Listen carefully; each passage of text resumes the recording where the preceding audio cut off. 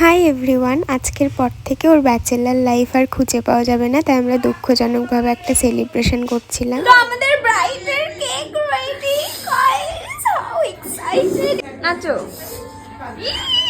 বিয়ে মাসির বিয়ে। Last day of bachelor. Happy birthday. Happy birthday. Ready guys, high.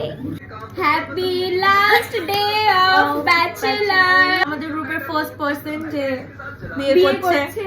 হ্যাঁ, and I am so excited কারণ এরপরে আমরা ওর কাছ থেকে এক্সপিরিয়েন্স নিব বিয়ে করার। তিনজনে নেল করেছি, দেখা আবার এরকম